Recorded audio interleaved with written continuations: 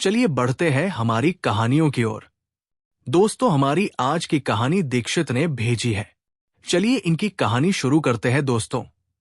घटना शुरू करने से पहले मैं आप लोगों को बता दूं कि उस समय जब ये घटना घटी थी, तभी मुंबई शहर में टैक्सी ड्राइवर्स तो होते थे, लेकिन वो दो भाग में बटे हुए थे। एक टैक्सी ड्राइवर वो होते थे जो लोकल भाड़े मारते थे, और दूसरे वो होते थे कि जिन्हें हायर करके हम एक दिन या 2 दिन के लिए कहीं दूर भी ले जा सकते थे। दोस्तों, ये घटना जो मैं आप लोगों को बताने जा रहा हूं, ये एक ऐसी ही टैक्सी ड्राइवर की कहानी है जिसने उस समय मुंबई से काफी लंबा रूट लिया हुआ था। जिस जगह पर उसे जाना था, वो जगह मुंबई से 270 किलोमीटर की दूरी पर थी। मैं आप लोगों को प्राइवेसी की वजह से उस जगह का नाम तो नहीं बता सकता, लेकिन हां, कुछ लोकेशन मैं आप लोगों को समझा देना चाहता हूं। वो जगह कुछ ऐसे थी कि ऊपर पहाड़ पे से जब एक तरफ नजर पड़ती थी तो वहां गहरी खाई होती थी, और दूसरी तरफ जब नजर डाला जाए तो वहां पर सिर्फ और सिर्फ बड़ा विशाल सा समंदर दिखाई देता था। ऊपर बहुत कम लोगों की उस समय आबादी थी। आज तो वो पिकनिक स्पॉट बन चुका है। आज लोग वहां पर बार बार जाते हैं, और आज तो उसे थॉट एक डेस्टिनेशन के नाम से भी कई लोग जानते होंगे। मैं अब आप लोगों को घटना सुनाता हूं। जब ये घटना घटी थी, उसके बाद जो ड्राइवर था वो 1 साल के अंदर अंदर ऐसी बुरी मौत मारा गया जिसके बारे में कोई सोच भी नहीं सकता था। ये घटना कुछ ऐसी हुई कि एक दिन की बात है। उसे कुछ लोग मिले जिन लोगों ने उस जगह पर जाने के लिए उसकी टैक्सी को हायर किया हुआ था। ये लोग दोपहर के 3 बजे के आसपास निकलने वाले थे, लेकिन जब निकलने का समय आया तभी उनका एक दोस्त, जो कि आने में काफी ज्यादा लेट हो चुका था, उसकी वजह से इन सभी लोगों को निकलने में देरी हो चुकी थी, और इसी वजह से वो लोग 3 बजे की जगह शाम के 6 बजे अपने घर से निकले। जब ये सभी दोस्त मिलकर निकले, तब रास्ते में कुछ दूर आगे चलने के बाद एक दोस्त ने कहा कि यार, मेरा सर अचानक से बहुत दुख रहा है, और ऐसा लग रहा है जैसा कि मेरे शरीर पर कुछ वजन सा किसी ने रख दिया हो। तभी दूसरे दोस्त ने कहा कि एक काम करते हैं, टैक्सी को रुकवा देते हैं, तू कुछ दवाई ले ले। अगर तेरे पास पेन किलर है तो और कुछ समय के लिए लेट जा। पहले तो उसने मना किया। वो कहने लगा कि हम पहुंचने में लेट हो जाएंगे, लेकिन फिर 5 मिनट के बाद वो कहने लगा, सर दर्द की वजह से मुझे वोमिट भी आ रही है, तो शायद वही ठीक होगा कि मैं कुछ देर के लिए कहीं लेट जाऊं। गाड़ी को एक ढाबे के पास रोका गया। जब गाड़ी को ढाबे के पास रोका गया तब करीब 9 बज रहे थे। वो दोस्तों ने सोचा कि चलो यहीं पर खाना खा लेते हैं, और फिर कुछ देर अपना दोस्त आराम भी कर लेगा, उसके बाद निकल जाएंगे। खाना खाने में और उसके दोस्त को ठीक होने में लगभग 1.5 से 1.75 घंटे का समय लगा, और गाड़ी में बैठकर दोबारा से इनकी जर्नी स्टार्ट करने में इन्हें अब 11 बज चुके थे। जब 11 बजे ये लोग दोबारा उस रास्ते के लिए निकले। दोस्तों, मैं आप लोगों को बता दूं कि वो टैक्सी ड्राइवर उस रास्ते पर बिल्कुल नया था, और वो उस रास्ते की सच्चाई से अनजान था। वो नहीं जानता था कि ये लोग जिस रास्ते से होकर मुझे लेकर जा रहे हैं, वो रास्ते पर पहले क्या क्या हो चुका है। जब वो टैक्सी ड्राइवर वहां से आगे बढ़ा तो दोस्तों, उसको अचानक से ऐसा महसूस हुआ जैसा कि किसी ने उसके कान में आकर कहा हो, आगे मत जा वरना मारा जाएगा। ये बात उसे कुछ अजीब सी लगी। उसने जब टैक्सी में अपना चेहरा घुमाकर देखा तो पीछे 2 दोस्त सो चूके थे। उन चारों में से और 2 आपस में धीरे धीरे बात कर रहे थे। उसे लगा कि ये मेरा वहम होगा। दोस्तों, रात के ठीक 12 बजे के आसपास ये लोग अब उस पहाड़ की चढ़ाई पर थे। कहा जाता है कि रात में उस समय, यानी कि आज से उतने साल पहले, वहां पर स्ट्रीट लाइट्स थी ही नहीं, इसलिए सिर्फ और सिर्फ गाड़ी की हेडलाइट के सहारे ही उस पहाड़ की चढ़ाई को पूरा करना था। जब ये टैक्सी लेकर आगे बढ़े तब करीब 10 किलोमीटर आगे चलने के बाद एक जगह पर टैक्सी एकदम से रुक गई, और टैक्सी ड्राइवर बार बार गाड़ी को चालू करने की कोशिश करने लगा। जो 2 दोस्त पीछे सो रहे थे, उनमें से एक ने उठकर कहा यार कौन सी खटारा टैक्सी लेकर तू आया है? तेरी टैक्सी ही बंद पड़ गई। उसने कहा नहीं है। टैक्सी तो अच्छी है, लेकिन समझ में नहीं आ रहा कि ये बंद कैसे हो गई। टैक्सी ड्राइवर ने उस टैक्सी को चालू करने की बहुत कोशिश की, लेकिन टैक्सी उस समय स्टार्ट ही नहीं ले रही थी जहां पर इन्हीं जाना था। वो जगह अब भी काफी दूर थी और उतनी चढ़ाई रात के समय जहां एक इंसान तक दिखाई नहीं दे रहा था। तभी एक दोस्त कहने लगा कि यार ऐसा करते हैं ना कि हम लोग यहीं पर रुकते हैं, बाकी के लोग जाकर कहीं से मदद ले आओ। टैक्सी ड्राइवर कहने लगा, या तो पूरा 10 किलोमीटर पीछे जाना पड़ेगा या फिर ऊपर ही जाना पड़ेगा हमें, क्योंकि मुझे नहीं लगता कि बीच में कोई मैकेनिक मिलेगा। उसके बाद उनमें से एक दोस्त कहने लगा कि एक काम करते हैं, हम दोनों जन जाकर पीछे मैकेनिक को ले आते हैं। बाकी के दोस्तों ने कहा कि क्या तुम दोनों पैदल जाओगे? वो कहने लगा कि हाँ, पैदल जाते हैं। उस समय दोस्तों वो लोग इतना ज्यादा घबरा चुके थे कि उन्हें समझ में ही नहीं आ रहा था। 10 किलोमीटर पैदल जाना कोई आसान काम नहीं था। फिर एक दोस्त ने कहा कि बेवकूफ जैसी बातें मत करो, तुम लोग एक काम करो, यहीं पर रुको, कोई गाड़ी अगर पहाड़ों से उतर रही होगी तो उसे लिफ्ट लेकर तुम लोग चले जाना। लेकिन काफी देर वहां पर वेट करने के बाद कोई गाड़ी भी नहीं दिखाई दी। आपस में सब लोग बात करने लगे, कैसी जगह है यहां? क्या रात के समय कोई आता जाता नहीं है? बस अब यह बात खत्म ही हुई थी कि उन लोगों ने देखा एक आदमी साइकिल पर सामने की ओर से आ रहा था, यानी कि वो पहाड़ से नीचे की ओर जा रहा था। उसे देखकर सबके मन में उम्मीद की किरण जागी और सभी लोग उसके सामने जाकर खड़े हो गए। उनमें से एक कहने लगा कि यार ऐसा मत करो, वरना ऐसे लगेगा कि हम डाकू हैं। अच्छे से बात करना वो आदमी को, लेकिन किसी चीज का कोई डर था ही नहीं। उसने बिंदास अपनी साइकिल रुकाई और इन लोगों को देखने लगा। घूरकर उनमें से एक कहा कि हम कोई चोर लुटेरे नहीं, बल्कि हमारी टैक्सी खराब हो गई है तो हमें हेल्प चाहिए। क्या आप हमारी कुछ मदद कर सकते हो? उसने उसी आदमी को या उसी लड़के को घूरते हुए कहा।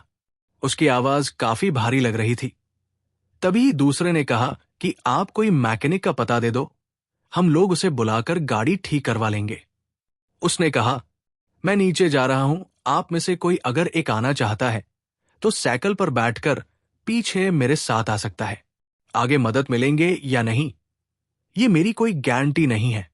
इसके बाद सभी दोस्त सोचने लग गए कि एक आदमी जाएगा और अगर नीचे मदद नहीं मिली तो वो अकेला ऊपर कैसे आएगा। उसे सभी लोग बात करने लगे और कहने लगे कि आप 2 लोगों को नीचे लेकर चले जाओ, वो दोनों कैसे भी ऊपर आ ही जाएंगे। उसके बाद वो आदमी उनकी बात को मान गया और 2 लोगों को साइकिल पर बैठाकर वो नीचे की ओर लेकर चला गया और दोस्तों बचे ये सब लोग ऊपर टैक्सी में बैठे हुए उन्हीं लोगों का वेट कर रहे थे। जाते समय उस आदमी ने एक बात और कही थी कि ये पहाड़ जंगलों से घिरा हुआ है, गाड़ी में बैठ जाओ और शीशे ऊपर चढ़ा लो। ये सुनकर फौरन में से एक लड़का कहने लगा, हाँ, जंगली जानवर का खतरा हो सकता है। उस आदमी ने उन तीनों को देखा और घूरते हुए कहा, जंगली जानवर से तो फिर भी लड़ सकते हो, लेकिन जो दिखाई नहीं देता उससे कैसे लड़ेंगे?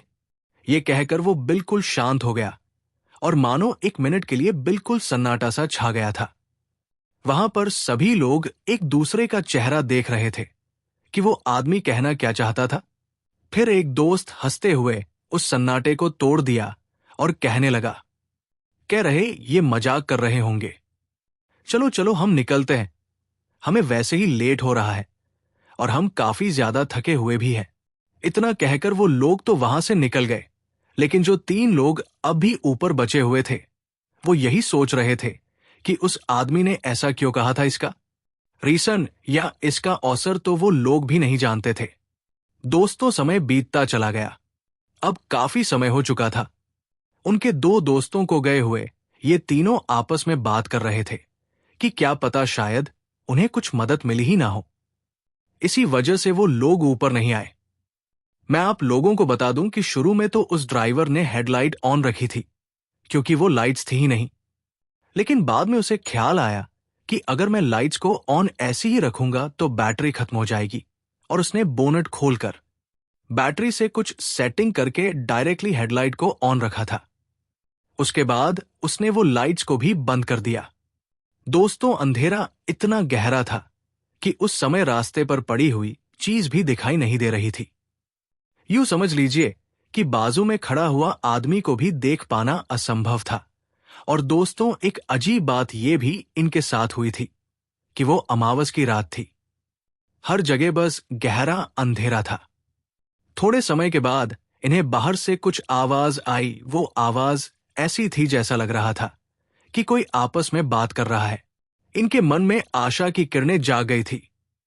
ऐसा लगा कि जो हमारे दोस्त गए थे वो लौट कर आ गए। तीनों ही एकदम से बाहर निकले और उन्हें ढूंढने लगे, या यूं कहिए कि उनकी आंखें अपने दोस्तों को तलाश करने लगी, लेकिन इन्हें कोई दिखाई नहीं दे रहा था। फिर उनमें से एक दोस्त ने कहा कि अंधेरा इतना है, हमें बाजू में खड़े लोग नहीं दिखाई दे रहे। हो सकता है कि हमारे दोस्त आ रहे होंगे, लेकिन अंधेरे की वजह से हमें दिख रहे नहीं हैं। ये लोग कहने लगे कि हाँ, ये भी हो सकता है। तभी उनमें से एक दोस्त जोर से अपने दोस्त का नाम लेकर चिल्लाता, और जब चिल्लाता तब उसे दोबारा किसी की आवाज सुनाई नहीं दी।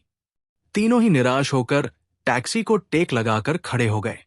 एक दोस्त की आदत थी उसमें से सिगरेट पीने की। वो उस अंधेरे में सिगरेट निकालकर पीने लगा। जैसे ही उसने लाइटर से अपनी सिगरेट जलाया, तब हल्का सा जो उजाला हुआ, उसमें उसे लगा कि उसके सामने कोई खड़ा है। उसने एकदम से दोबारा लाइटर जलाकर देखना चाहा, लेकिन तब कोई नहीं था। उसे लगा कि ये मेरा वहम होगा, और वो वहीं पर खड़ा होकर बात कर रहा था। अब दोस्तों, समय और ज्यादा निकल चुका था, लेकिन उनके दोस्तों का कोई पता नहीं था। फिर से ये सभी लोग गाड़ी में बैठ चुके थे। एक दोस्त कहने लगा कि यार, मुझे बहुत नींद आ रही है, मैं थोड़ी देर सो जाऊं क्या? दूसरे दोस्त ने कहा कि तू सो जाएगा तो मैं अकेला बोर हो जाऊंगा, चल कोई बात नहीं, सो जा। ये कहकर वो हंसने लगा।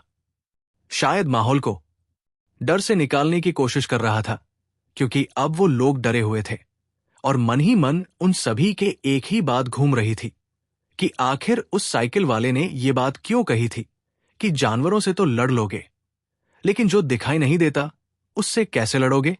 दोस्तों, अभी उनका जो एक दोस्त था वो दूसरे दोस्त के गोद में सर रखकर सो चुका था। आगे बैठा ड्राइवर और पीछे बैठा हुआ दूसरा दोस्त। वो कांच को टीका लगाकर उसकी भी आंख लगने ही वाली थी कि एक जोर की आवाज ने इन सब की नींद उड़ा दी। वो आवाज कुछ ऐसी थी जैसा कि किसी ने बहुत बड़ा पत्थर जमीन पर फेंक दिया हो, बिल्कुल उनकी टैक्सी के बाजू में। आवाज सुनते ही सबकी नींद बिल्कुल से भागी, और सब के सब गाड़ी से तुरंत ही बाहर निकले। बाहर निकलने के बाद देखा तो वहां पर कुछ भी नजर नहीं आया। बहुत देखने की कोशिश की, फिर भी कोई चीज नजर नहीं आ रही थी। वो तीनों ही आपस में बात करने लगे कि आवाज जो अभी हमने सुनी है, ये आवाज कहां से आई और ये आवाज किसकी है? फिर उनमें से एक दोस्त ने कहा कि यार, हो सकता है ये हमारा वहम हो। लेकिन तीनों ही आपस में इस चीज को लेकर काफी ज्यादा कंफ्यूज थे कि ये वहम नहीं हो सकता है। आवाज आई थी, ये बात तय थी। अभी ये तीनों बात कर ही रहे थे कि इन्हें अपने दोस्तों की आवाज दोबारा सुनाई दी। ये वहीं पर खड़े होकर अपने बाकी के दो दोस्तों का वेट कर ही रहे थे, और इन्होंने देखा कि सामने से चलते हुए इनके दो दोस्त आ रहे थे। इन लोगों ने जब उनके करीब जाकर देखा और पूछा कि क्या बात है, दोस्तों ने कहा, यार मदद तो नहीं मिली, लेकिन हाँ, वो साइकिल वाले ने हम लोगों से कहा कि अभी जाकर अपनी गाड़ी चालू करना, गाड़ी चालू हो जाएगी। मैं हंसने लगा। मैंने कहा, साइकिल वाला पागल था क्या? अगर गाड़ी चालू ही होने रहती तो तुम लोगों को बिठाकर क्यों लेकर गया? वो कहने लगा कि यही बात हमने भी उससे कही थी। तो साइकिल वाला हंसने लगा, कहने लगा कि जिसकी मैं वहां पर बात कर रहा था कि कुछ ऐसी शक्ति है जो दिखाई नहीं देती, वो तुम लोगों को वहां से आगे नहीं जाने देना चाहती थी। उसी ने तुम लोगों को रोक कर रखा था। उसकी बात सुनकर हम लोगों को हंसी भी आ रही थी, और गुस्सा भी। फिर वो टैक्सी ड्राइवर आकर गाड़ी में बैठा और जब गाड़ी को उसने चालू किया तो गाड़ी चालू हो गई। हमें तो अपनी आंखों पर विश्वास नहीं हो रहा था दोस्तों। उसके बाद ये सभी लोग वहां से ऊपर पहाड़ की ओर चढ़ने लगे और कुछ ही समय में जहां इन्हें पहुंचना था ये वहां पर पहुंच चुके थे। और वहां पहुंचने के बाद जो रात में दो दोस्त साइकिल पर गए हुए थे उन्होंने सुबह होते ही एक अजीब सी डरा देने वाली बात बताई। उनका कहना यह था कि जो टैक्सी ड्राइवर है वो आत्मा उसका पीछा नहीं छोड़ेगी और वो उसे जान से मार देगी। टैक्सी ड्राइवर के मन में कहीं इस बात का डर था। हम लोगों ने कहा कि अरे ऐसा कुछ नहीं होता है, तू डर मत। बाकी सारे ही दोस्त उसे दिलासा देने लगे। और दोस्तों ये बात सुनने के बाद उनमें से एक ने कहा कि अगर उसकी इतनी सारी बातें सच्ची हो सकती है तो हो ना हो उसकी ये बात भी सच्ची होगी कि मुझे यानी कि टैक्सी ड्राइवर को कभी न कभी कहीं न कहीं वो आत्मा अपने साथ लेकर जाएगी। दोस्तों वो लोगों ने उस दिन वहां पर आराम किया और जो काम के लिए आए थे वो सब वो लोगों ने खत्म कर दिया जब वहां से निकलने लगे। तभी एक दोस्त ने कहा कि यार आज बहुत अच्छा लगा, क्यों ना हम आज की जगह कल निकलते हैं। एक दोस्त ने कहा कि नहीं, कल सुबह में मुझे ऑफिस से रिपोर्ट करना रहेगा तो हमें अभी ही निकलना होगा। वो लोग उसी शाम में 7 बजे के आसपास वहां से निकल पड़े। जो उस बंगलों का जीस बंगलों में वो लोग आकर रुके थे, ओनर था वो उन लोगों के उसके बाद से कांटेक्ट में रहने लगा और वो टैक्सी ड्राइवर उन सभी लोगों को लेकर वहां से निकल पड़ा। कुछ समय के बाद जब वो ओनर वहां से निकलकर मुंबई आया था किसी काम के लिए और उसने जब वो बाकी के लड़कों से मिला तब उसे ये पता चला कि लौटते समय जो टैक्सी ड्राइवर था उसकी तबीयत काफी ज्यादा खराब रहने लगी। वो बात करते करते अचानक कुछ तो बड़बड़ाता था और कहता था कि मुझे नहीं पता। बार बार वो यही बात कह रहा था। जब उस टैक्सी ड्राइवर के बारे में हम लोगों ने पता लगाया तब ये पता चला कि वो टैक्सी ड्राइवर एक दिन टैक्सी लेकर काम पर गया था और उसने अपनी ही टैक्सी खुद से ही एक ट्रक में जाकर ठोक दी, जिसके बाद उसके शरीर के छितड़े उड़ चुके थे और टैक्सी भी बुरी तरह से टूट फूट चुकी थी। वो टैक्सी को उसके बाद उसके घरवालों ने स्क्रैप में बेच दी थी। दोस्तों रही बात उन सभी लोगों की तो मैं दीक्षित जो उस बंगले का ओनर था और मेरे ही पास वो लोग आए हुए थे उन दोस्तों में से। उनका एक दोस्त पता नहीं कैसे पागल हो चुका था और वो अब पागल खाने में है। ये घटना को घटे कई साल हो चुके हैं लेकिन अब भी उनका दोस्त ठीक नहीं हुआ। इसी के साथ जो उनका दूसरा दोस्त था और ये दोस्त वही था जो साइकिल वाले के साथ गया हुआ था। जो दूसरा दोस्त साथ में था वो भी अगले कुछ समय में अपना आपा पूरी तरह खो चुका था और कहा जाता है कि पागलपने में ही उसने खुद की जान ले ली। दोस्तों ये घटना सुनने के बाद मैं खुद काफी ज्यादा डर चुका था। मेरा बंगला तो आज भी वहां पर है और लोग आते जाते हैं, लेकिन कहा जाता है कि पहाड़ी इलाकों में रात के समय अगर ट्रैवलिंग न करो तो ही बहुत अच्छा होता है। तो दोस्तों ये थी दीक्षित जी की कहानी। बढ़ते हैं हमारी अगली कहानी की ओर। दोस्तों हमारी अगली कहानी रमीज अहमद जी की है। इन्होंने पहले भी हमारे चैनल के साथ कहानियों शेयर कर रखी है। चलिए इनकी कहानी शुरू करते हैं, मैं जो आप सभी को बताने जा रहा हूं। कृपया मैं आप लोगों को बता दूं कि डार्क वेब की वेबसाइट पर कभी भूल कर भी ना जाना, वरना आप जाने अनजाने में अपनी ही जिंदगी के साथ खिलवाड़ करोगे और मारे जाओगे। ये घटना मेरे एक बचपन के फ्रेंड के साथ हुई थी। वो तो अब इस दुनिया में नहीं है, लेकिन उसका छोटा भाई मेरा अच्छा दोस्त है। बात तब की है जब वो ऑस्ट्रेलिया शिफ्ट हुआ था अपनी स्टडीज करने के लिए। इट्स सेक्टर ऑस्ट्रेलिया में बहुत अच्छी है जहां हैकिंग वगैरह सिखाते हैं। उसको बचपन से बहुत शौक था। एथिकल हैकिंग का पता नहीं कहां से उसने हैकिंग के दोस्त बनाए थे, जो उसका भाई आज तक बोलता है कि मेरे भाई के मरने का कारण उसके दोस्त ही है। चलिए आपको घटना बताता हूं उसके बारे में। पहले तो मैं आपको विस्तार में बताता हूं। ये जो dark web normal web browser पर नहीं मिल सकता। हम जो वेब ब्राउजर यूज करते हैं वो सिर्फ 5% है। इंटरनेट का उसके बाद डीप वेब आता है, जहां गवर्नमेंट का नाम होता है। उसके बाद लास्ट में डार्क वेब होता है, जो बहुत खराब दुनिया है। आपको कुछ ऐसे लोग भी मिलेंगे वहां पर जो इंसानों को जान से मार देते हैं। ऐसे ही मेरे फ्रेंड ने एक बार डार्क वेब में घुसने की सोची, क्योंकि उसको कुछ मजाक करने का मन कर रहा था। उसने एक लिंक पर क्लिक कर दिया वहां पर, फिर वो लिंक उसको डायरेक्टली एक वेबसाइट पर लेकर गई। मैं आप सभी को बता दूं कि डार्क वेब में कोई भी अड़ नहीं चलते हैं और पूरा ऑथेंटिक रहता है। उसने जैसे वो वेबसाइट पर गया, वहां पर सामान खरीदना और बेचना हो रहा था। उसने सोचा कि कुछ अलग करते हैं। मस्ती मजाक में वो शायद भूल चुका था। उसने अपने फेस की फोटो खींची और वहां फोटो अपलोड कर दिया। एक दिन बाद उसको एक यूजर से मैसेज आता है कि वो उसको $1200 देगा। इसका उसे लगा कि कोई इसकी तरह मजाक कर रहा है। उसने एक्सेप्ट कर लिया। यूजर ने बोला, 2 दिन में मेरे एक आदमी आकर लेकर जाएगा। एग्जैक्टली 2 दिन बाद जब वो अपने फ्लैट में था, तभी ही घंटी की आवाज आई। तो उसने दरवाजा खोला और देखा एक आदमी पूरे काले कपड़े में है, और उसने कुछ सेंटेंस यूज किया जो ऐसा लग रहा था कि कोड होता है किसी चीज का। मेरा दोस्त तुरंत समझ गया कि ये मजाक नहीं था, और 2 मिनट में उसके अकाउंट में $1200 क्रेडिट हो गए थे, जबकि उसने कभी अपने एड्रेस और बैंक अकाउंट तक शेयर नहीं किया था। फिर वो ब्लैक सूट वाले बंदे ने उसको फोन पकड़ाया और बोला, बात करो। जैसे ही उसने हेलो बोला, उसके दिल की धड़कन रुक गई थी। पूरी तरह से वो वही बंदा था जिसने खरीदा था।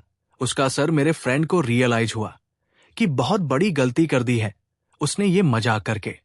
वो माफी मांगने लगा फोन पर कि सर मैं मजाक कर रहा था, आप मुझे प्लीज माफ कर दो। एक चीज मैं आप लोगों को बता दूं कि डार्क वेब में माफी की कोई जगह नहीं होती।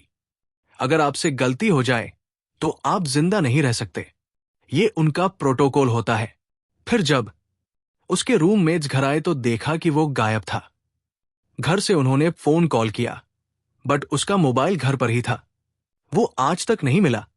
ये घटना हुए 8 साल गुजर चुके हैं दोस्तों। मैं आप सभी लोगों से निवेदन करता हूं कि डार्क वेब के बारे में ना तो जानने की कोशिश करना और ना ही कभी से यूज करने की कोशिश करना। तो दोस्तों, ये थी रमीज अहमद जी की कहानी। उम्मीद करता हूं कि आप लोगों को पसंद आई होगी। दोस्तों, हमारी अगली कहानी रानी ने हमें भेजी है। चलिए इनकी की कहानी शुरू करते हैं। मैं अपना असली नाम तो नहीं बताना चाहती, इसीलिए मैंने अपना नाम रानी बताया है। लेकिन हां, आज जो घटना मैं आप लोगों को बताने जा रही हूं, ये घटना सुनकर आप लोग सच में दंग रह जाएंगे। ये घटना मेरे मम्मी पापा के साथ घटी थी। वैसे तो बहुत पुरानी घटना है और मुझे भी बराबर से याद नहीं है, लेकिन जितना मैं जानती हूं, आज मैं आप लोगों को वो सब बताऊंगा। बात कई साल पुरानी है। मेरे मम्मी पापा बताते हैं कि उनकी नई नई शादी हुई थी। जैसा कि आप सभी लोग जानते होंगे कि गांव में बहुत कम एज में ही शादी हो जाती थी। मेरी मम्मी की जब शादी हुई थी तब उनकी एज 18 साल की थी। मम्मी बताते हैं कि उस समय मुझे अपना गांव छोड़कर तेरे पापा के गांव आकर रहना पड़ा था। मेरे पापा लोग बहुत गरीब थे, मेरी मम्मी से भी ज्यादा गरीब थे। मेरी मम्मी बताती है कि हमारे गांव में तो उस समय कम से कम 50 या 60 घर थे, लेकिन जो गांव तेरे पापा का था, वो गांव में मुश्किल से 20 या 25 ही घर होंगे। और मेरी मम्मी और पापा के गांव के दोनों के बीच का डिस्टेंस कुछ 4 ही किलोमीटर का था। मेरी मम्मी बताती कि जब वो पापा के घर पर आए थे, तो पापा के घर पर ना ही तो लाइट थी ना ही फैंस थे। बस कच्ची कच्ची मिट्टियों की दीवार से घर बना हुआ था। जब मम्मी आकर पापा के साथ रहने लगे, तब घर तो छोटा था। दादा दादी के बाजू में ही मम्मी पापा दोनों साथ में सोते थे, क्योंकि रूम एक ही था। मम्मी बताते हैं कि 2-4 दिन तो अच्छे से कटे।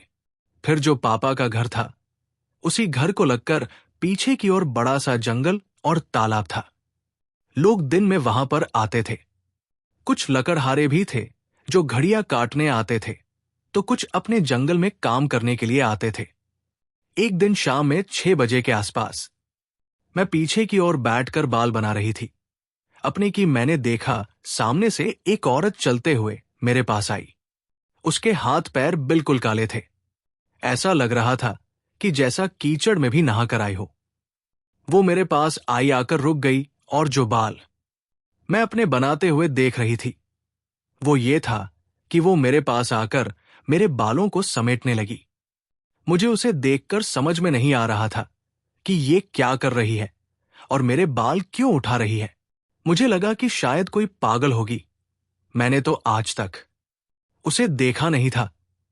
फिर मैं तुरंत उसे देखने के बाद घर में चली गई। मैंने जाकर जो मेरी सास थी उन्हें सारी बात बताई। वो कहने लगी कि ऐसा तो यहां पर कोई भी नहीं है, लेकिन हां, जब वो मुझे ये सब बात बता रही थी तब उनके चेहरे का रंग उड़ चुका था।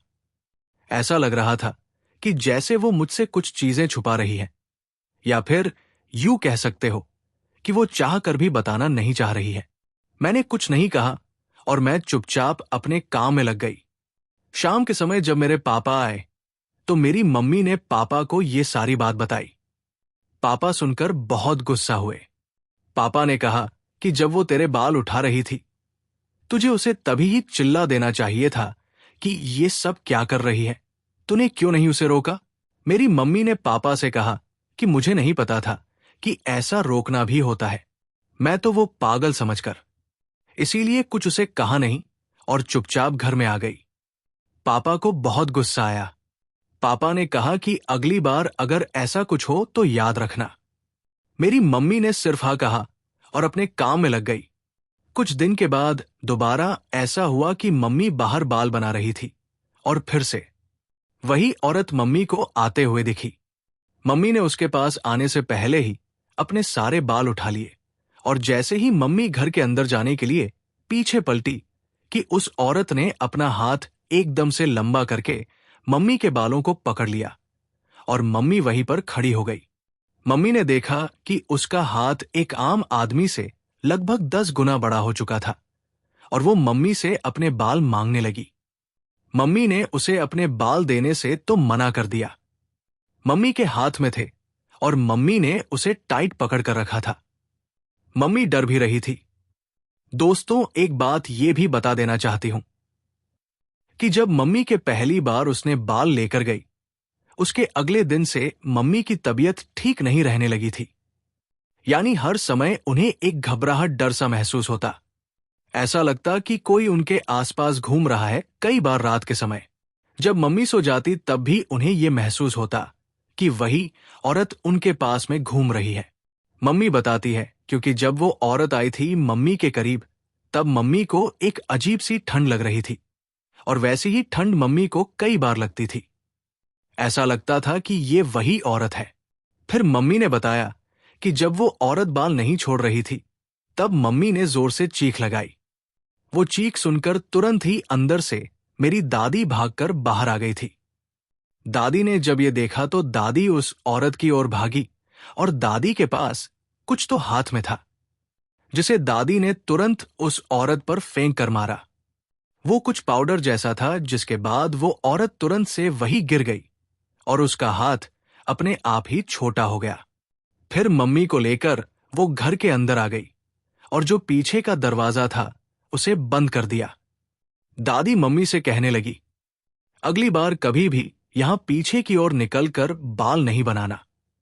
मैंने तुझे लास्ट टाइम पे भी वार्निंग दी थी, लेकिन तू मेरी बात को मान नहीं। मम्मी ने कहा कि मुझे याद नहीं था, मैं भूल गई थी। मम्मी बहुत ज्यादा घबराई हुई थी और मम्मी अब ये सोचने लगी कि ये जो भी था एक आम आदमी तो नहीं हो सकता है। हाँ, ये भूत चुड़ैल तो जरूर हो सकती है। मम्मी शाम का इंतजार कर रही थी कि कब उनके पति आएंगे। जब शाम में मेरे पापा आए तो मम्मी ने उन्हें ये सारी बात बताई। पापा मम्मी पर ही उल्टा चढ़ बैठे। कहने लगी कि मैंने मना किया था, तू मेरी बात को क्यों नहीं मानती है? समझा नहीं था तुझे। मम्मी ने कहा कि मुझसे भूल हो गई, मेरी गलती थी। ये 2-4 दिन तो ठीक ठाक बीत गए। उसके बाद मम्मी को अब वो औरत हर जगह दिखाई देने लगी। मम्मी अगर काम भी करती होती तो ऐसा लगता कि बाहर आंगन के आसपास वो औरत घूम रही है। एक बार मम्मी बताती है कि जब मैं कुएं से पानी निकाल रही थी, जो कि हमारे ही घर के आंगन से थोड़ी ही दूरी पर था, वो एक कामन कुआं था। वहां से गांव के सभी लोग पानी निकालते थे। जब मम्मी वहां से पानी निकाल रही थी तो उसमें दुरूसी औरत को खड़ा हुआ देखा, और वो औरत मम्मी को दोनों हाथों से इशारा करके अपनी ओर आने के लिए कह रही थी। लेकिन मम्मी ने इस पर ध्यान नहीं दिया, और तभी उसी कुएं पर एक दूसरी औरत आई। पानी लेने मम्मी ने उस औरत से कहा कि ये सामने जो औरत खड़ी है, पागल है क्या? ये कौन है? तो वो औरत मम्मी को देखकर कहने लगी कि वहां पर कोई भी नहीं खड़ा है, तुझे गलतफहमी हुई है। मम्मी ने कहा, अरे मुझे तो एकदम साफ साफ दिखाई दे रही है। वो औरत ने कहा कि नहीं, वहां कुछ भी नहीं है। उसे भी देखकर यही लग रहा था कि वो उस औरत को देख तो पा रही है, लेकिन शायद वो कुछ छुपाकर मम्मी को बताना नहीं चाह रही। मम्मी ने कुछ नहीं कहते हुए अपने घर पर जाना ही ठीक समझा। मम्मी जब घर पर लौटी तो मम्मी इस बार अपने होश में नहीं थी। दादी के साथ वो बदतमीजी से बात करने लगी। शायद अब वो पॉज हो चुकी थी। मम्मी ने जब दादी से ऐसी बात की तो दादी कहीं न कहीं समझ चुकी थी कि अब शायद बात हाथ से निकल चुकी है। दादी ने तुरंत ही मम्मी के ऊपर झाड़ फूंक करना शुरू किया। लेकिन दादी बताती है कि मम्मी में इतनी ताकत आ चुकी थी कि मम्मी दादी से कंट्रोल ही नहीं हो रही थी, और वो तुरंत ही पीछे का दरवाजा खोलकर कहीं जंगलों में जाकर भाग गई, यानी कि गायब हो गई। उसके बाद दादी घर पर अकेली थी तो वो परेशान थी। शाम में जब मेरे पापा और मेरे दादा लौटे तब दादी ने उन्हें सारी बात बताई। शाम में जैसे ही ये बात लोगों को पता चली, यानी दादा और मेरे पापा ने गांव के लोगों को ये बात बताई, तो गांव के लोगों ने घर में आकर ये फैसला किया कि हम अभी इसी समय तुरंत जाकर मेरी मम्मी को ढूंढेंगे, और कुछ 1010 की 2 टुकड़ियों बनाकर 2 ऐसे ग्रुप जंगल में निकल पड़े। दोनों ही पूरी रात जंगल में घूम कर आए, लेकिन मेरी मम्मी कहीं नहीं मिली। पापा घर पर आकर बहुत रो रहे थे कि अब उसे शायद मैंने हमेशा के लिए खो दिया, या वो मुझे कहीं नहीं मिलेंगे। गांव में एक आदमी रहता था। उस आदमी ने पापा से कहा कि मैं पता लगा सकता हूं, तुम्हारी पत्नी इस समय कहाँ होगी। पापा ने उससे कहा कि आप कैसे पता लगा लोगे? वो कहने लगा कि ये काम करते हैं, हम एक जगह पर चलते हैं, मैं एक आदमी को जानता हूं, वो इसमें तुम्हारी मदद जरूर करेगा। ये दोनों ही उस आदमी को ढूंढने के लिए निकल पड़े और उसी शाम वापस लौट आए। पापा बताते हैं कि मैं रात में भी सोया नहीं था, और अगले दिन उस आदमी को ढूंढने के लिए, या यूं कहिए कि लाने के लिए मैं निकल पड़ा था। उस आदमी ने कहा कि अब 24 घंटे से ज्यादा का समय नहीं है, हमें 24 घंटे के अंदर अंदर तुम्हारी पत्नी को वापस लाना ही होगा, और इसीलिए उसने कहा कि आज सिर्फ हम 10 लोग ही जाएंगे। 10 लोग गांव के इकट्ठा हुए और सभी लोग मम्मी को ढूंढने के लिए निकल पड़े, लेकिन इस बार ज्यादा ढूंढना नहीं पड़ा। शायद सच में कहीं ना कहीं वो आदमी जानता था कि मेरी मम्मी कहाँ मिलेंगे। वो तालाब के पीछे की ओर लगभग 1 किलोमीटर और अंदर जाने के बाद काफी घना जंगल शुरू होता था। वहां पर एक पेड़ के पास उसने गया, और पेड़ के पास जाकर उस पेड़ पर वो अपने हाथ से मारने लगा। कहने लगा कि बता इसकी पत्नी का है। पापा बताते हैं कि हम सभी लोग खड़े होकर देख रहे थे कि ये क्या बात कर रहा है, पेड़ थोड़ी ना इसे जवाब देगा। तभी ही ऊपर से एक कौआ जोर जोर से चिल्लाने लगा, और वो जमीन पर आकर गिर पड़ा। जमीन पर वो जब गिरा तब वो खून में नहाया हुआ था। ऐसा लग रहा था कि किसी ने उसे जानबूझकर मार दिया हो, या ऊपर किसी जंगली जानवर ने उस पर हमला किया, इसलिए वो गिर गया। बस इतना देखकर वो कहने लगा कि थोड़ी ही आगे तुम्हारी पत्नी मिल जाएगी। पापा ने कहा कि आपको ये कैसे समझा? वो बस पापा की ओर देखा और चुप रहने का इशारा किया। फिर ये सभी लोग वापस से आगे बढ़ गए। मेरी मम्मी को ढूंढने कुछ दूर आगे जाने के बाद मम्मी एक पेड़ के नीचे बैठी हुई दिखाई दी। मम्मी वहां से जाकर भी हिल नहीं पा रही थी। पापा तुरंत मम्मी को देखकर उनकी ओर भागने लगे, लेकिन उस आदमी ने पापा का हाथ पकड़ लिया और आगे ना जाने का इशारा करते हुए कहा कि चुपचाप यहीं पर खड़े रहो, आगे खतरा है। पापा उसकी बात सुनकर वहीं रुक गए और आगे नहीं गए। फिर उसने मम्मी के पास धीरे धीरे अपने कदमों को आगे बढ़ाया और आगे जाने के बाद मम्मी के ऊपर कुछ उसने फूंका पड़कर शायद कुछ तंत्र मंत्र पड़े होंगे, जिसके बाद मम्मी मानव एकदम से होश में आई और खड़े होकर रोने लगी। फिर वो पापा की ओर भागते हुए आ गई। पापा अब भी डर रहे थे कि शायद उन्हें नहीं मिला है, लेकिन उसने आंखें बंद करके पापा को इशारा करते हुए कहा कि मिल लो। मम्मी पापा से गले लगकर खूब रोने लगी, कहने लगी कि मैं कहा थी, मेरे साथ क्या हो रहा था। मम्मी का कोई होश नहीं था और मम्मी शायद पिछले 1-2 दिन से कुछ नहीं खाई थी। जब से जंगल में थी वो बहुत कमजोर हो चुकी थी। जब पापा से गले लगकर रोने लगी तो कहने लगी, मुझे बहुत भूख लग रही है, मुझे कुछ खाना है। उस आदमी ने कहा कि इसे अभी घर लेकर चलो। पापा को लग रहा था कि शायद बात यहां पर खत्म हो चुकी है, अब खतरा टल चुका है। जब मम्मी को घर लेकर आया गया तब उस आदमी ने कहा कि मुझे यहीं पर रुकना होगा, शायद 2 दिन 4 दिन, कितना समय लगेगा मैं नहीं जानता हूं। पापा ने कहा क्यों? तब उस आदमी ने बताया कि वो चुड़ैल दोबारा आएगी और इस बार वो जब भी आएगी तो मुझे उसे सामने से भस्म करना होगा, या तो जो बाल उसने उठाकर ले गई थी, तुम्हारी पत्नी के वो बाल उसे मुझे वापस लेना होगा। 2-4 दिन तो ऐसे ही बीते। वो आदमी हमारे ही घर पे रहता था और मम्मी से कहता था कि पीछे का ही दरवाजा खोलकर तुम अपने बाल बनाया करो। मम्मी भी वैसा ही करते थे। मम्मी पीछे का दरवाजा खोलकर अपने रोजाना बाल बनाते, लेकिन हाथ जितने भी बाल गिरते वो सभी मम्मी उठा लेते थे। फिर कुछ 4 दिन होने के बाद मम्मी जब एक शाम में पीछे बैठकर बाल बना रहे थे, तब मम्मी ने देखा कि वो औरत फिर से मम्मी को सामने दिखाई दी। इस बार वो आदमी भी चौकन्ना था। जैसे ही वो औरत मम्मी के पास आई, वो आदमी तुरंत, जो कि दरवाजे के पीछे छुपा हुआ था, सामने आया और आने के बाद उसने उसे पकड़ लिया। मम्मी बताते हैं कि उसने इतनी ताकत से पकड़ा था कि वो चुड़ैल भी चीखने चिल्लाने लगी।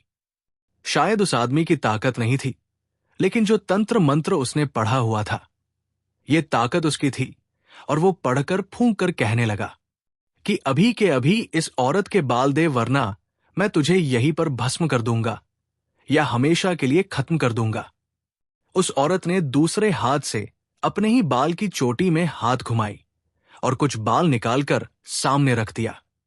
फिर वो जो आदमी था उसने वो सारे बाल को लिया और उस औरत से कहा कि दोबारा यहां पर कभी नहीं आना।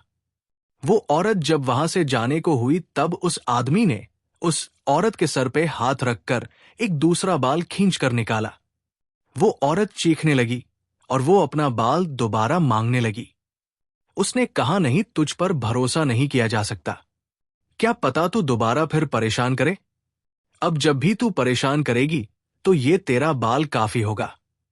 तुझे खत्म करने के लिए इतना कहना था कि वो औरत चीखने चिल्लाने लगी और उस आदमी ने उसका हाथ छोड़ दिया।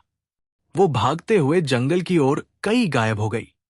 उसने मम्मी को सारे बाल दिए, कहने लगा कि जब भी अपने बाल बनाओ तो ऐसे ही रास्ते में अपने बालों को मत छोड़ा करो दोस्तों। इसके अलावा एक छोटी घटना यह भी है कि हमारे गांव में मम्मी बताते हैं, उसके कई दिनों के बाद लोग अपने बालों को छुपा कर रखते थे। डरते थे कि औरतों के बाल रास्ते पर कहीं नहीं मिले, ताकि वो चुड़ैल फिर से हमला ना कर दे। एक औरत गांव में दूसरी और भी थी। उसे बहुत गुस्सा आता था।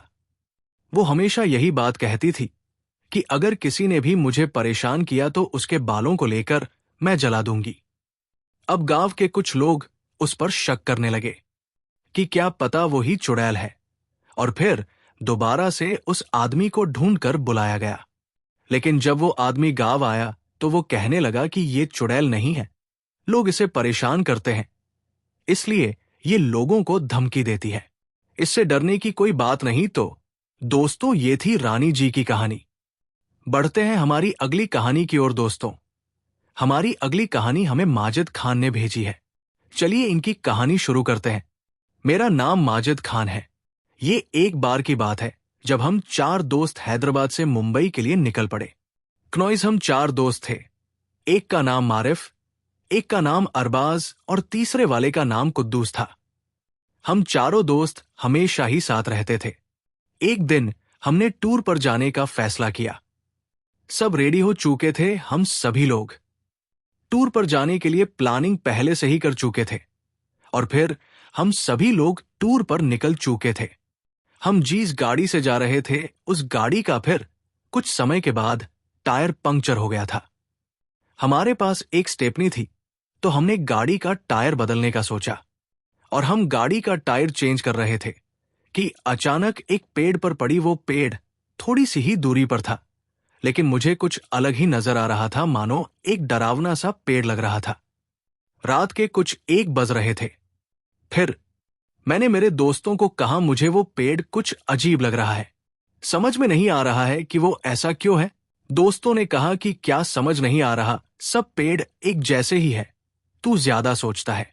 मैंने कहा, यार यहां से जल्दी चलो। वो फिर मुझे देख के मुस्कुरा रहे थे। मैं फिर गाड़ी में बैठ गया।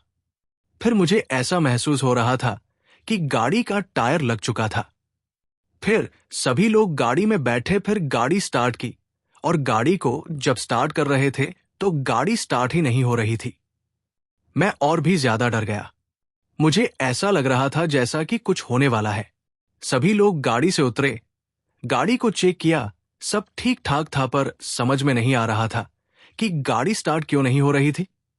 वो रात को ज्यादा ही लंबी भी लग रही थी।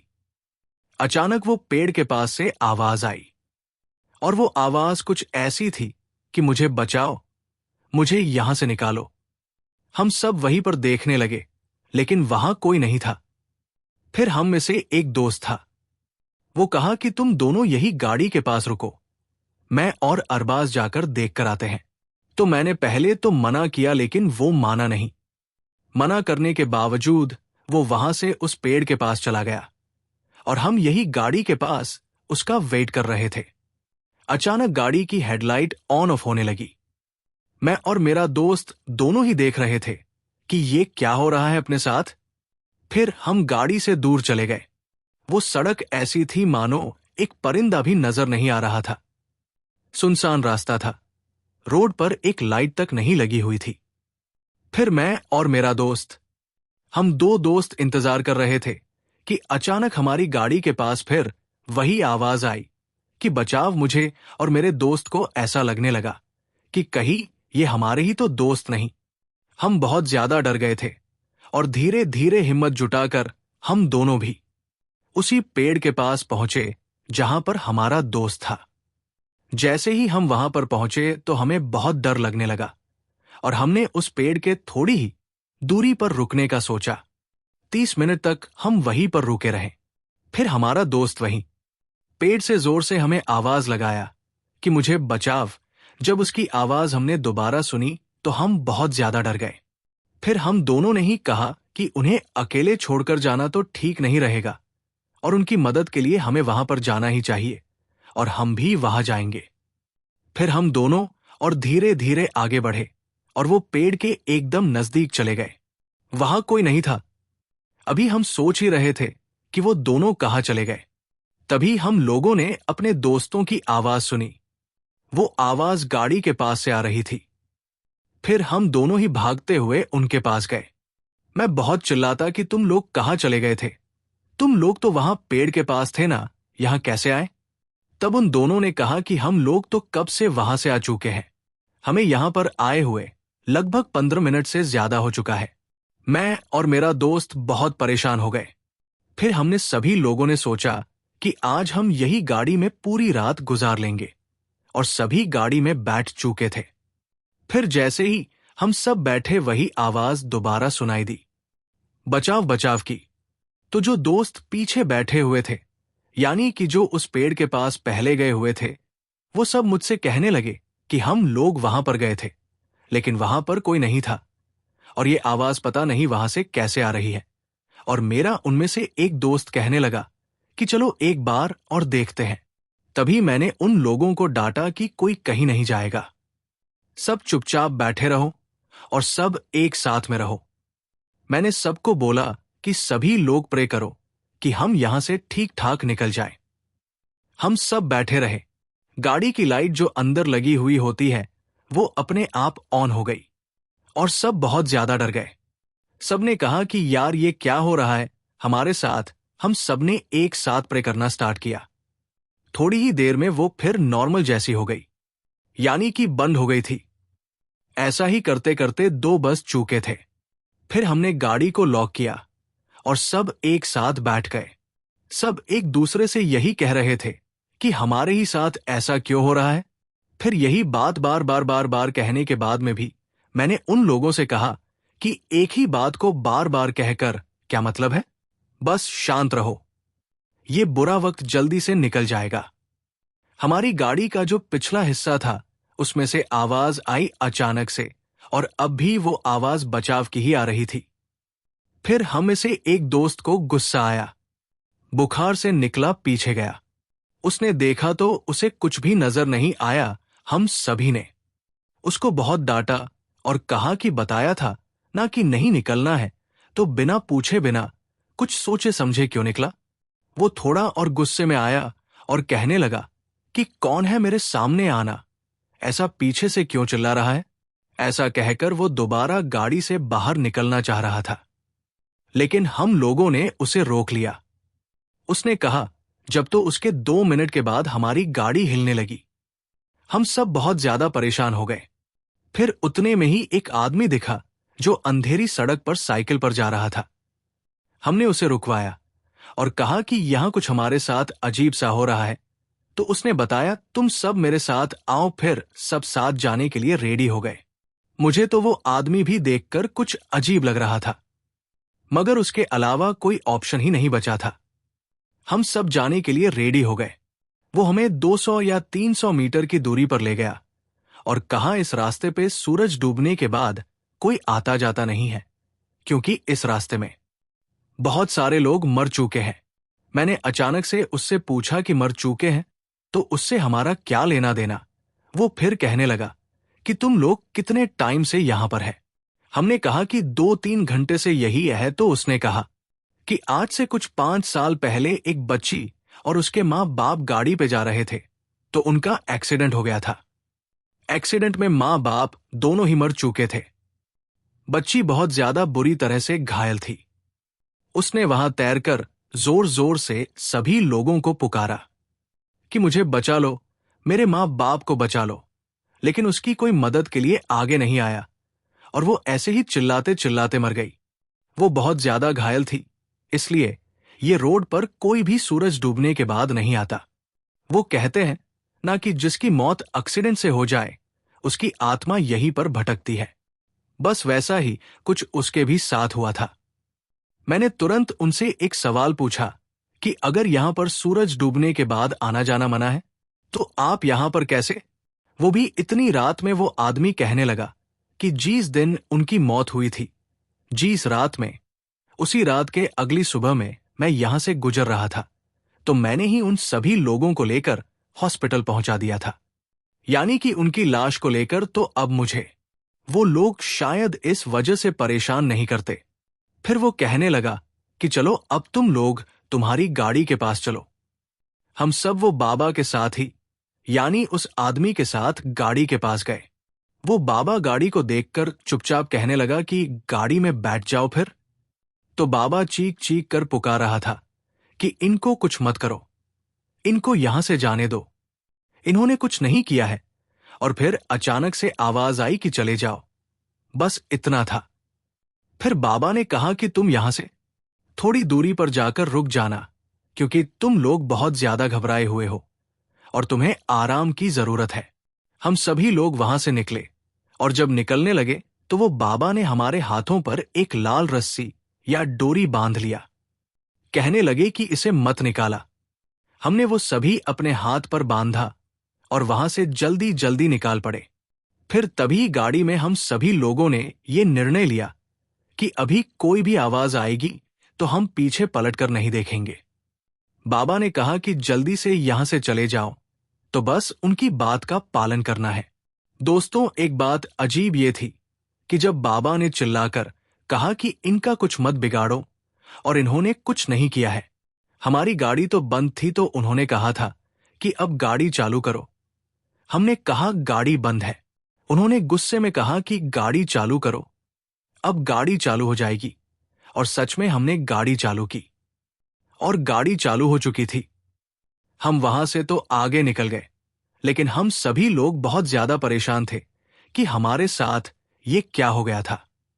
दोस्तों, एक बात और आप लोगों को बता दूं कि जब हम वहां से आगे बढ़ चुके थे, कुछ ही दूरी पर आगे जाने के बाद वो आवाजें दोबारा आ रही थी, बचाव बचाव वाली। लेकिन इस बार ना हमने पीछे देखा और ना ही उस आवाज के लिए कहीं पे भी रुके, बस आगे बढ़ते ही चले गए। और कुछ ही टाइम के बाद हम उस रास्ते से निकल चुके थे। तो दोस्तों, ये थी हमारी आज की सभी कहानियां। उम्मीद करता हूं कि आप लोगों को पसंद आई होगी। दोस्तों में से जो भी कहानी आप लोगों को अच्छी लगी हो, उसके बारे में नीचे कमेंट सेक्शन में लिखना मत भूलना। चैनल पर नए हो तो बिना सब्सक्राइब किए मत जाना। मिलते हैं हमारी अगली वीडियो में।